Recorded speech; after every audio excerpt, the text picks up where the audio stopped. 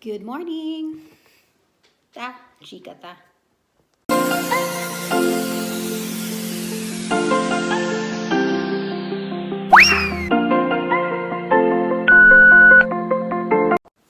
Time check 11:25 AM dito sa Canada. Og wala ko naka-attend guys sa isa na ko ka-subject.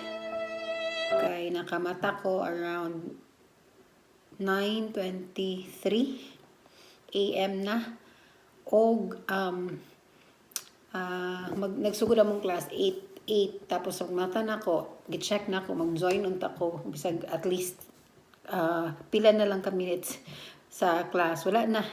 Na-upload na yung ng teacher yung video namin doon sa namin sa Teams kung saan kami nagle-lecture. Ayun guys. Pero okay lang naman. At least recorded yung lahat ng subjects at lahat ng class. So, kung na-miss mo yun, at least pwede mo siyang balikan, diba? Pero, mas okay pa rin yun guys, diba? At least makapag-participate ka. Malaman ng teacher mo nandun ka. Charot. At least naman, no, lahat talaga napapansin.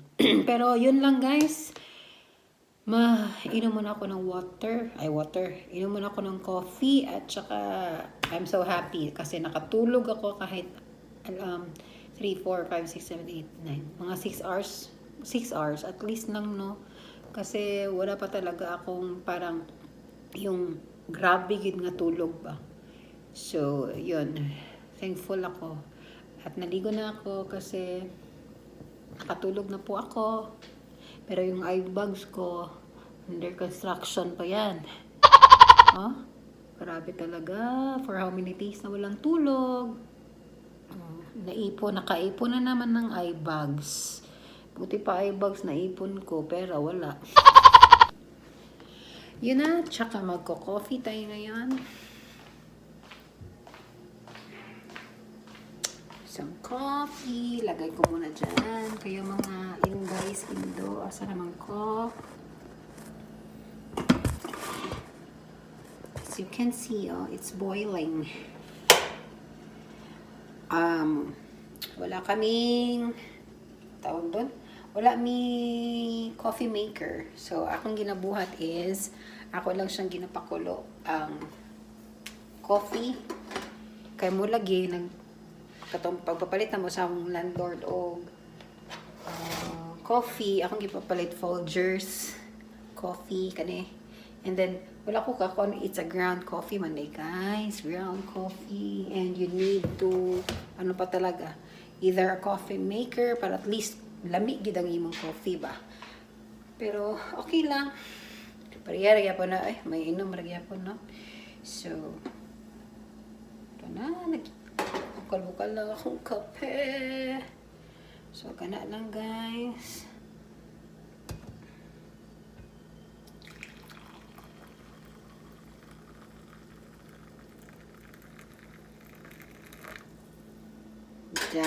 Wala akong paborito buhatan.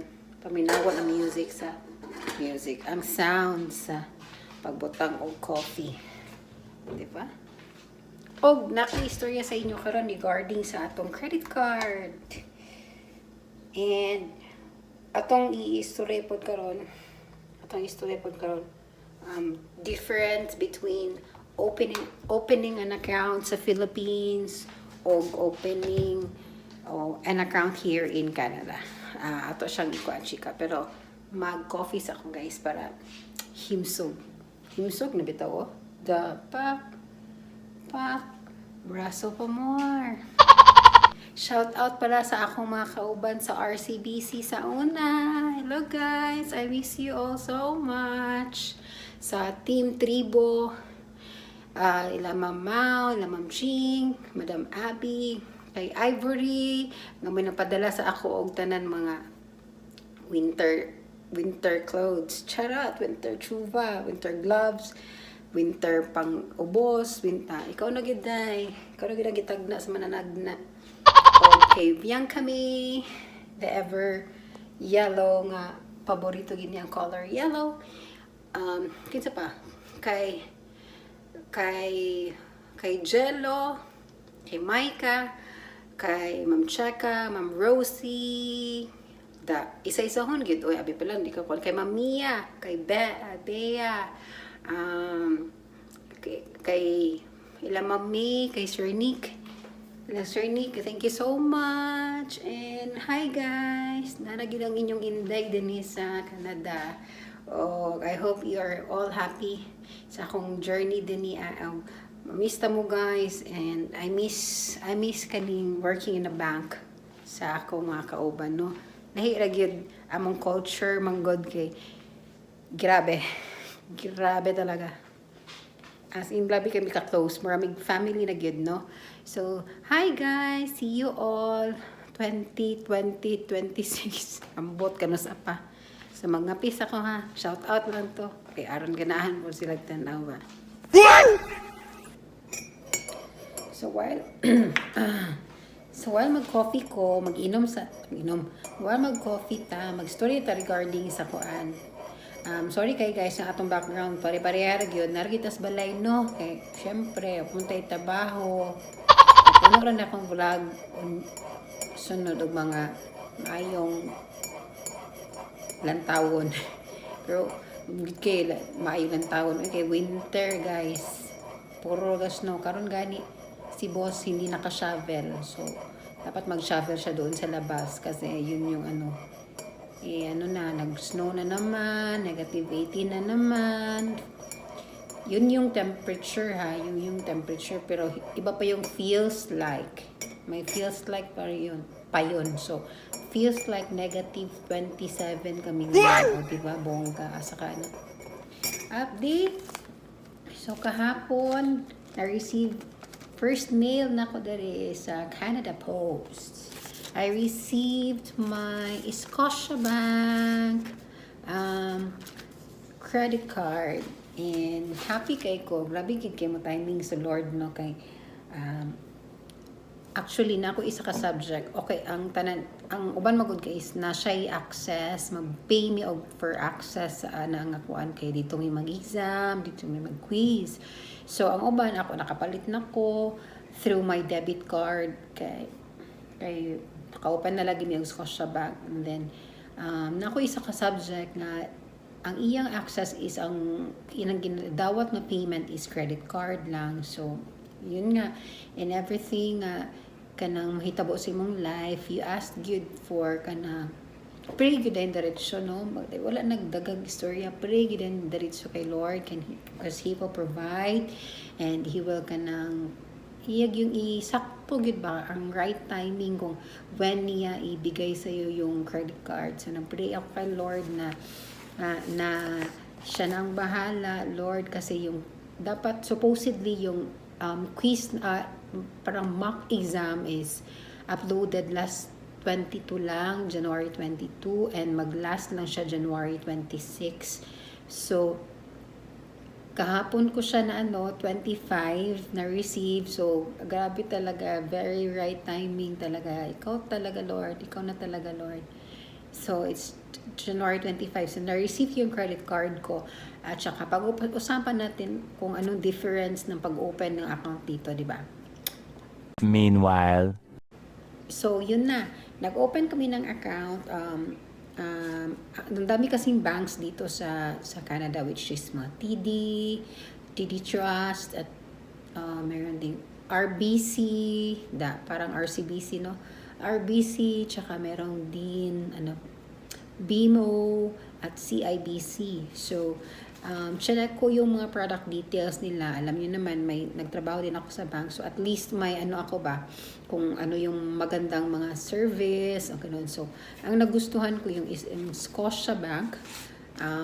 May sila dito, parang may program sila for newcomers as well as for students. So kinuha namin, pagdating namin doon, napaschedule kami. Actually, supposedly, dapat ka ng appointment. So, pero ang nangyari doon, since wala kaming mobile plan dito sa Canada, kasi hindi ka basta-bastang maka dito, subscribe like sa Philippines. Pwede ka lang, kung meron ka lang proof of income, agad-agad, pwede kang pumunta doon sa Globe or Smart, di ba? Mag-apply ka ng plan dito. kailangan talaga ng credit history mo. So since from Philippines kami, so wala pa kaming any accounts or credit card history dito. So you need to open an account talaga. So ang nangyari, pumunta kami doon sa Scotiabank, and then alam mo naman, pag English, isujud kayo. Pag English na gani, kulba ano rin mong heart, bitawag story atong magani kay accommodating to ang ilang murag kung sa kuan pa. Kana bitaw tig tabo guests chuka tig tabo sa mga clients. Guys. Siya. Sa one. Kung we don't have any appointment, so is it okay nga we could open an account? Ganun siya nga, sure.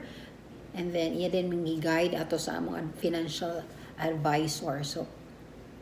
So ang kaibahan diri guys sa pag-open ng account diri sa Canada o sa Philippines. Sa Philippines, ipapag-adto nimo mag-open kag account, kinahanglan na adyo kay initial deposit. Diri mag-open kag account, there's no need for an initial deposit. Mag-open na dyo kag account guys, and you will just submit all of the documents, and kinahanglan pud ka nga naa kay SIN or SIN number, which is imo siyang kwaon dito sa Service Canada. Kato siya, mo to siyang number nimo nga gamiton for all tanan, di po makita na dayon nimong mga information sa tanan kung kinsa ang imong tagaan ato nga number, and makita nila imong history tanan bank chuva, bank accounts ana. So meaning to say it's very confidential, so dapat hindi siya binibigay kung sino-sino lang, dapat authorized mo lang kasi ang daming scammers dito guys din.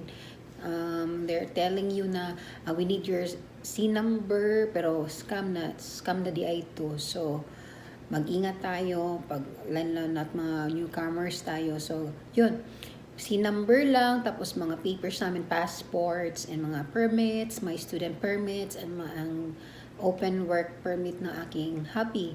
So yun lang, naka-open na kami ng account, binigyan ka agad kami ng. Tapos iba dito guys, 'di ba, pag supposedly pag open mo dito sa Pilipinas, savings account talaga diretso. Pero dito sa Canada, dapat is naka-checking talaga lahat. Tapos yung checking account nila, may debit card. Oo, may debit card na. So doon mo ilalagay. So of course, may ilalagay kung may pera ka, i-deposit mo na agad. Tapos sa machine lang, same lang naman doon pag mag-deposit sa machine lang. So, nag-deposit lang kami na, at least may pera kami sa debit account namin. And then, they will also give you credit cards. For me, under student account ako kasi hiniwalay niya kami. And then, for every student account sa kanila, automatically magkakaroon ka na credit card. Hindi ko na ipapakita guys kasi medyo na very baka ma-hack na ang ating credit limit na $500 lang. So yun, binigyan ako ng $500 na credit limit from Scotiabank. Meron talaga siya, once you open an account, agad-agad bibigyan kanila ng credit card, pero it will take 7 to 10 days kasi may mail lang nila. So yun yung lagi kong pinupuntahan sa mailbox. So kasi dito guys, pag wala kang credit history, kung wala kang utang, at kung hindi nila makikita yung paano mo, yung way mo ba pag-utang mo, kung kagakabayad ba ka or unsa ba ka diha, once wala kay credit history, or dili kanila pautangon. O di ba lahi sa Pilipinas, kung wala kay utang di ka pautangon, dili kung wala kay utang di jud ka pautangon, kuyaw no. So yung so naka-receive ko og credit card 500 og si boss, and maka-receive yapon siya just as long as makahatag siya og offer letter from the company ko. Since na may work si boss, so nangayo siya offer letter from his company. So mo to siya i-send niya sa among financial advisor, and then mo to siya dito para at asikaso yung credit card. So kato siyang credit card, yung limit ato is more higher siya. Pero kani since student pa man ta, of course, di pa nila tagaan og dako. Pero okay na do ba 500 credit limit, pero at dili nan mo siya doon no kay di man ka mag-start at ang imong credit history di na mo mag-create kag maayo nga kanang credit nga line nimo nga nakita nila nga gabayad kag sakto. So muna at least once sapay mo transactions either mag-open magpalit kag balay nga utang kag sakyanan ana kung hindi mo na manage yung credit card mo nang maigi, yung credit history mo is pangit, so hindi ka ma-approve. So yun lang no yung kaibahan dito sa Philippines at saka Canada, kailangan may utang ka before ka pautangin. So, yun sa Philippines, kung mayroon kang utang, hindi ka pautangin. Kaluoy man, oy. So, mo lang to siya guys. Ako ma-share gamay. Unya na po guys, kay murag ibalik sa to na kung tanaw tong among gi-lecture sa among teacher. Ganina ka to na akong na-miss kay murag mag-exam na may karoon mga week lagi. So, later na po at mag-inom sa akong kape kaya namugnaw na sama sa gugma. Bye! Hello! Kagagaling ko lang i-take yung na-missed ko na subject pero pause muna kasi nagutom ako guys. Kain muna tayo. Magluluto ako ng pamahaw espesyal. 12 na ngayon, 12 or 1. Pero yun yung madaling lutuin. So, yun lang po yung ating lutuin ngayon. Luto ako ng bacon at saka egg. Paniud to / pamahaw brunch. Luto muna ako guys. Time lapse ko kayo.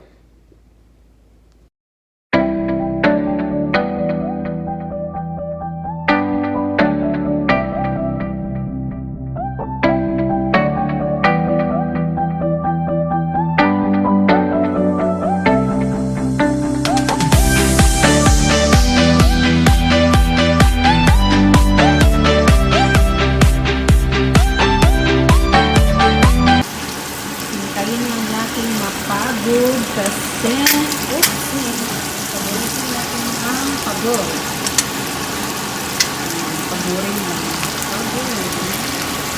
Medyo maingay kasi inang ito.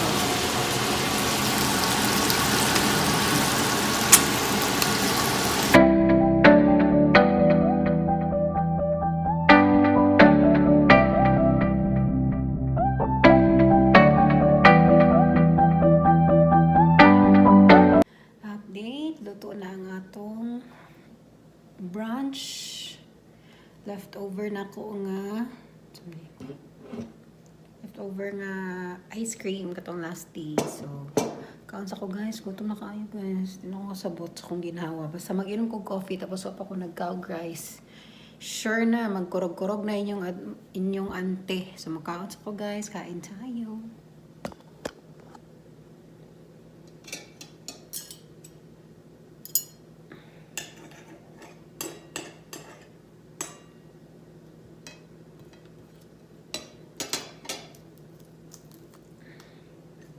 Kinamot naman dahil gyapon, no?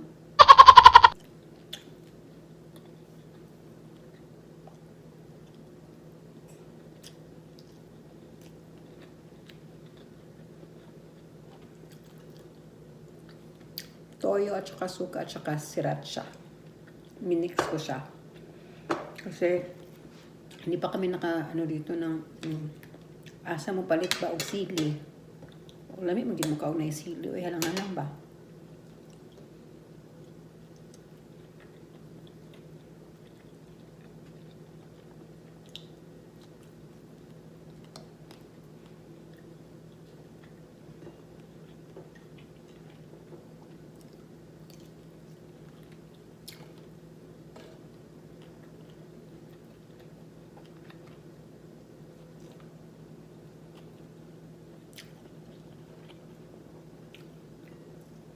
One eternity later. guys, tapusin ko muna yung akong gisugdan na lessons. Mag-studies ako. And diri lang tawa ng atong vlog. Thank you so much for watching. And please like and subscribe for those who haven't yet. Tapos, click that notification bell para updated ka mo sa akong mga bagong videos na i-upload. Thank you so much. Have a great day. Bye.